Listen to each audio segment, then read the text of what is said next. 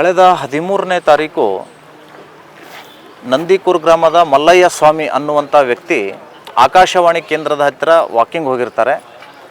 ಆ ವ್ಯಕ್ತಿಯನ್ನು ಹಿಂಬಾಲಿಸಿದಂತಹ 2 ಬೈಕಿನ 4 ಜನ ಆ ವ್ಯಕ್ತಿಯನ್ನು ಚಾಕು ತೋರಿಸಿ ಕಿಡ್ನ್ಯಾಪ್ ಮಾಡ್ತಾರೆ.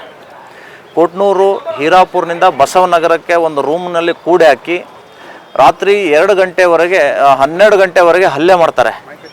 ನಿನ್ನ ಹತ್ರ 30 ಲಕ್ಷ ರೂಪಾಯಿ ಇದೆ, ಆ 30 ಲಕ್ಷ ರೂಪಾಯಿ ನಮಗೆ ಕೊಡಬೇಕು, ಇಲ್ಲದೆ ಹೋದರೆ ನಿನ್ನ ಕೊಲೆ ಮಾಡ್ತೀವಿ ಅಂತ ಹೇಳಿ ಬೆದರಿಕೆ ಹಾಕಿ ಪೊಲೀಸ್ 3rd ಡಿಗ್ರಿ ಟಾರ್ಚರ್ ಏನು ಕೊಡ್ತಾರಲ್ಲ ಕ್ರಿಮಿನಲ್ಗಳಿಗೆ, ಆ ಮಾದರಿಯಲ್ಲಿ ಇವರಿಗೆ ಟಾರ್ಚರ್ ಕೊಟ್ಟು ಹಿಂಬುಡುಗಳಿಗೆ ಪಾದಗಳಿಗೆ ಹೊಡೆದು ಮತ್ತು ಬಾವು ಬರಬಾರ್ದು ಅಂತ ಹೇಳಿ ಸ್ಪ್ರೇ ಮಾಡಿ ಅದನ್ನು ಆ ರೀತಿ ಟಾರ್ಚರ್ ಮಾಡಿದ್ದಾರೆ. ಅಲ್ಲಿಂದ ನಿನಗೆ ಆಸ್ಪತ್ರೆಗೆ ಕರ್ಕೊಂಡು ಹೋಗ್ತೀನಿ ಅಂತ ಸೊಲ್ಲಾಪುರ ಕರ್ಕೊಂಡು ಹೋಗಿದ್ದಾರೆ. ನಿನ್ನ ಹತ್ರ ಇದ್ದಂಥ 30 ಲಕ್ಷ ಹಣ ಕೊಡಬೇಕು, ಕೊಡದೆ ಹೋದರೆ ನಿನ್ನ ಮರ್ಡರ್ ಫಿಕ್ಸ್ ಅಂತ ಹೇಳಿ ಬೆದರಿಕೆ ಹಾಕಿದ ಮೇಲೆ ಅವನ ಫೋನಿಂದ ಅವರ ಪತ್ನಿ ಲಕ್ಷ್ಮಿಗೆ ಕರೆ ಮಾಡ್ತಾರೆ.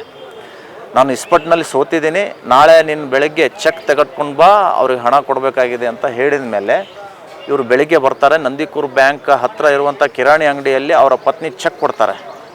ಆ ಚೆಕ್ಕನ್ನು ಸ್ವೀಕಾರ ಮಾಡಿದಂತಹ ಈ ನೆಟೋರಿಯಸ್ ಗ್ಯಾಂಗ್ ಅಂಬರೀಷ್ ಕಾರದಪುಡಿ ಅಲಿಯಾಸ್ ಅಂಬೆ ಅಂತ ಹೆಸರಿದೆ. ಆ ವ್ಯಕ್ತಿ ಆ ಚೆಕ್ಕನ್ನು ತೆಗೆದುಕೊಂಡು ಬ್ಯಾಂಕಿಗೆ ಹೋಗಿ ಮತ್ತು ಬ್ಯಾಂಕಿನ ಸುತ್ತಮುತ್ತ 8-10 ಜನರಿಗನ್ನು ನಿಯೋಜನೆ ಮಾಡಿ, ನೀನೇನಾದರೂ ಹಣ ಪಡಿಬೇಕಾದರೆ ಕೂಗಾಡಿದರೆ ಅಥವಾ ಸತ್ಯ ಹೇಳಿದರೆ ನಿನಗೆ ಬೆನ್ನಿಗೆ ಚೂರಿ ಹಾಕ್ತೀವಿ ಅಂತ ಹೇಳಿ ಚೂರಿ ಸಮೇತ ಅವರು ಅಲ್ಲಿ ಸ್ಟ್ಯಾಂಡ್ ಆಗಿರ್ತಾರೆ. ಇವರು ಒಳಗಡೆ ಹೋಗಿ ಇಬ್ಬರು ಗಂಡ ಹೆಂಡತಿ, ಗಂಡ ಮಲ್ಲಯ್ಯ ಸ್ವಾಮಿ 10 ಲಕ್ಷ ರೂಪಾಯಿ ಮತ್ತು ಲಕ್ಷ್ಮಿ ಅಕೌಂಟ್ನಲ್ಲಿರುವಂಥ 10 ಲಕ್ಷ ರೂಪಾಯಿ ಡ್ರಾ ಮಾಡಿಕೊಂಡು ಹೊರಗಡೆ ಬಂದ ತಕ್ಷಣ ಆ ಬ್ಯಾಗಿನ ದುಡ್ಡನ್ನು ಇವರು ಕಸ್ಕೊಂಡು ಅಲ್ಲಿಂದ ಆಟೋದಲ್ಲಿ ಅವರು ಎಸ್ಕೇಪ್ ಆಗಿರ್ತಾರೆ. ಯಾರಿಗಾದರೂ ಹೇಳಿದರೆ ನಿನ್ನ ಕೊಲೆ ನಿಶ್ಚಿತ ಅಂತ ಹೇಳಿ ಬೆದರಿಕೆ ಹಾಕಿರೋದ್ರಿಂದ ಯಾರಿಗೂ ಹೇಳೋದಿಲ್ಲ ಅವರು. ಕೊನೆಗೆ ಅವ್ರು ಕೊಟ್ಟಂಥ ಟಾರ್ಚರ್ನಿಂದ ನೋವು ತಾಳದೇನೆ ಮೋಹನ್ ರಾಜ್ ಆಸ್ಪತ್ರೆಗೆ ಭೇಟಿಯಾಗಿ ಅಲ್ಲಿ 2 ದಿನ ಚಿಕಿತ್ಸೆ ತಗೋತಾವೆ. ನಂತರ FIR ಮಾಡ್ತೀವಿ ಅಂತೇಳಿ ಜಿಮ್ಸಿಗೆ ಬಂದು ಜಿಮ್ಸ್ನಲ್ಲಿ ಪೊಲೀಸರನ್ನು ಕರೆಸಿ MLC ಮಾಡಿ ಪ್ರತಾಪಾದ್ ಪೊಲೀಸ್ ಠಾಣೆಯಲ್ಲಿ FIR ಆಗಿದೆ. ಅಂಬೆ ಅಲಿಯಾಸ್ ಖಾರದ ಪುಡಿ ಅಂಬರೀಷ್ ಅಂತೇಳಿ ಆತ ಮತ್ತು ಆತನ ಸಹಚರರ ಮೇಲೆ FIR ಆಗಿದೆ. ನಾನು ಹೇಳ್ತಾ ಇದ್ದೀನಿ, ಕಲಬುರಗಿ ಜಿಲ್ಲೆಯನ್ನು ಮಾದರಿ ಜಿಲ್ಲೆ ಮಾಡ್ತೀನಿ ಅಂತ ಹೇಳಿದ ಇಲ್ಲಿಯ ಇನ್ಚಾರ್ಜ್ ಮಿನಿಸ್ಟರು ಮತ್ತು ಅವರ ಜೊತೆಗೆ ಇರುವಂಥ ಸೌತ್ MLA, ನಾರ್ತ್ MLA, ಇಂತಹ ಘಟನೆಗಳು ಕಲಬುರಗಿಯಲ್ಲಿ ನಿರಂತರವಾಗಿ ನಡೀತಾ ಇದ್ದರೂ ಕೂಡ ಪೊಲೀಸರ ಮೇಲೆ ಯಾಕೆ ಇವರು ಆ್ಯಕ್ಷನ್ ತಗೊಳ್ತಾ ಇಲ್ಲ? ನಾಯಿ ಕೊಡೆಗಳಂತೆ ಇಡೀ ಜಿಲ್ಲೆಯಾದ್ಯಂತ ಮತ್ತು ನಗರಗಳಲ್ಲಿ ಅಕ್ರಮ ಇಸ್ಪೀಟ್ ಅಡ್ಡೆಗಳು ನಾಯಿ ಕೊಡೆಗಳಂತೆ ತಲೆ ಎತ್ತಿದ್ದಾವೆ.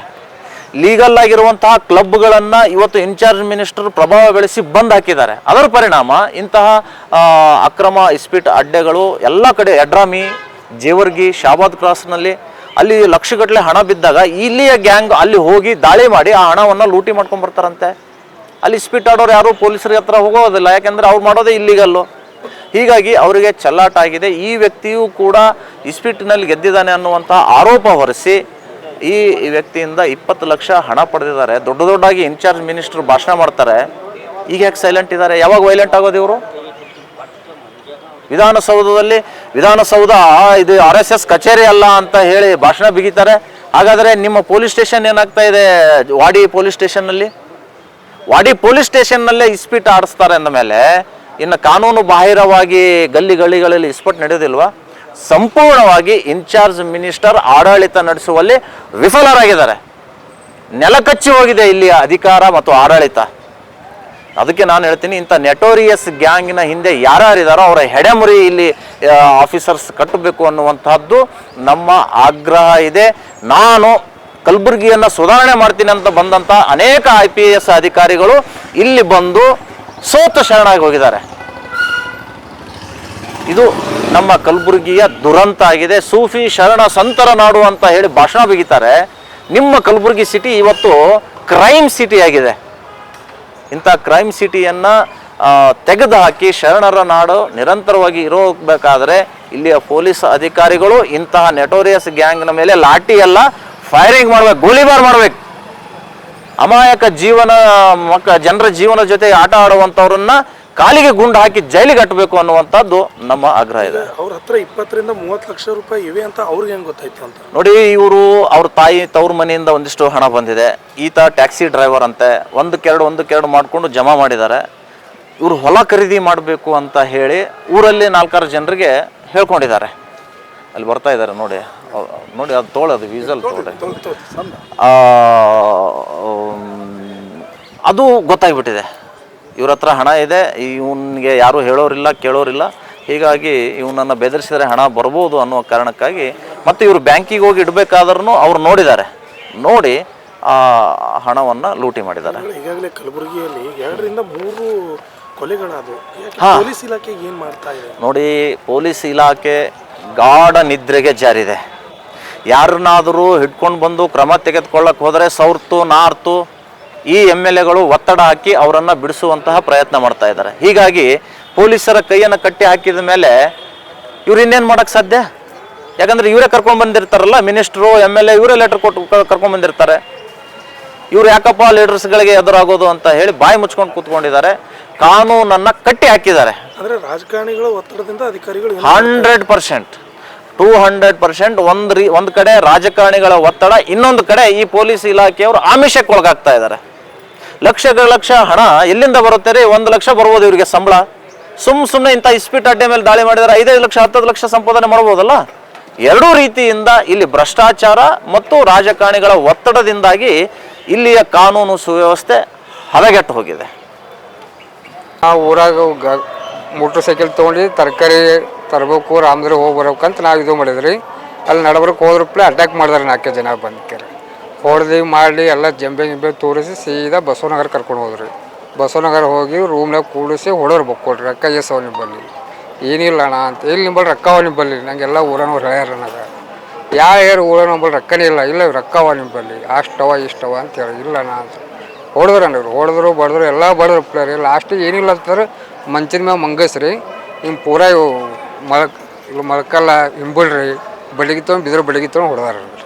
ಹೊಡೆದ ತಕ್ಷಣ ನಾವು ಬ್ಯಾಂಕ್ನಾಗ ಅವರಿಷ್ಟು ದುಡ್ಡು ನಮ್ಮವು ದುಡ್ಡವ ಯಾರು ಕಳು ಮಾಡಿಲ್ಲ, ಆಮೇಲೆ ರೋಮರ ದುಡ್ದೇವ ಅಂದ್ರೆ ಭೀ ಬಿಡಲಿಲ್ಲ. ಹೊಡೆದು ಎಲ್ಲ ಇದ್ದಾಗ ಮತ್ತು ಸಲಪುರ ಕರ್ಕೊಂಡು ದವಾಖಾನೆ ತೋರಿಸ್ತೇನೆ ಅದಕ್ಕೆ.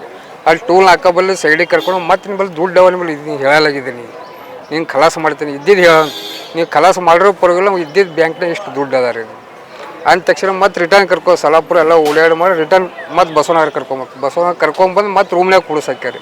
ನೀನು ಹೆಣ್ತಿಗೆ ಫೋನ್ ಹಚ್ಬೇಕು, ಇಷ್ಟು ರೊಕ್ಕ ಕೊಡು ಅನ್ಬೇಕು. ಅಲ್ಲಿ ಟೂಲ್ ಹಾಕೋಬಲ್ಲೇ ವಾರ್ನಿಂಗ್ ಮನೆ ರಾತ್ರಿ 2 ಗಂಟೆಗೆ ರೀ ನೀನು ಹೆಣ್ತಿಗೆ ಫೋನ್ ಹಚ್ಚ ಅಂತಂದ್ರೆ ಏನು ಹೇಳ್ಬೇಕಣ್ಣ? ಇಲ್ಲ ಈ ಥರ ಇಸ್ಪೀಡ್ದಾಗ ನೀ ರೊಕ್ಕ ಸೋತೀನಿ 20 ಲಕ್ಷ ನೀನು ಹೆಂಡ್ತಿಗೆ ಡ್ರಾ ಮಾಡಿಕೊಡು ಅಂತ ಅನ್ಬೇಕು. ಮುಂಜಾನೆ 11 ಗಂಟೆ ಬಂದ್ರಪ್ಲೆ ಆಯ್ತಣ್ಣ ಫೋನ್ ಹಚ್ಚದೆ ನಮ್ಮ ಮನೆಯವ್ರಿಗೆ ಫೋನ್ ಹಚ್ಚಿರಿ, ಹಿಂಗೆ ಇಸ್ಪೀಡ್ದಾಗ ರೊಕ್ಕ ಸೋತೀನಿ ಹಿಂಗೆ ಅಂತದ. ಅದ್ರಪ್ಲೆ ಮುಂಜಾನೆ ಅದು ಬರ್ರಿ ಏನ್ರಿ ಇದು ಮಾಡಮ್ಮ ಆಯ್ತು ಅದಕ್ಕೆ ಮುಂಜಾನೆ 10:30 ಇಲ್ರಿ ಮತ್ತೆ ನೀನು ಹೆಂಡ್ತಿಗೆ ಫೋನ್ ಹಚ್ಚ ಅಂತ ನೋಡ್ರಿ. ನನ್ನ ಮೊಬೈಲ್ ತೊಗೊಂಡ್ಯಾರಿ, ನನ್ನ ಮೊಬೈಲ್ ತೊಗೊಂಡು ಹಚ್ಚಿ ಇಲ್ಲ ಬ್ಯಾಂಕಿಗೆ ಹೋಗಿದ್ದಿಲ್ಲ ನೀವು. ಹ್ಞೂ ಬಂದೀನಿ ರೀ, ಸ್ವಲ್ಪ ಲೇಟ್ ಆತ ಬ್ಯಾಂಕ್ನಾಗ ರೊಕ್ಕ ಇಲ್ಲಲಾಗತ್ತಾರಲ್ಲ. ಮತ್ತು ಅವ ಅಂಬ್ಯಾನವ್ರು ಇಲ್ಲ ಚೆಕ್ ತೊಗೊಂಬ ಅಂತ ಹೇಳಿ ಮನೆಯವ್ರಿಗೆ ಹೇಳಿ ಯಾರ ಕೈಯಾರ ಕೊಡು ಅಂತ ಹೇಳು ಅಂತ. ಯಾರ ಕೈಯಾಗ ಕೊಡ್ಬೇಕಣ್ಣ? ಅವ್ರು ಹೆಣ್ಮಕ್ಳು ಯಾರ ಕೈಯಾಗ ಕೊಡ್ಬೇಕು? ಇಲ್ಲ ಅಲ್ಲಿ ಬಾಜು ದುಕಾನ ಅದ, ದುಕಾನದವ್ರ ಕೈದಾಗ ಕೊಟ್ಟು ಕಳ್ಸ ಅಂತ ಹುಡುಗನ ಕೈದಾಗ ಕೊಟ್ಟು ಕಳ್ಸಾರ ಮನೆಯವ್ರಿಗೆ.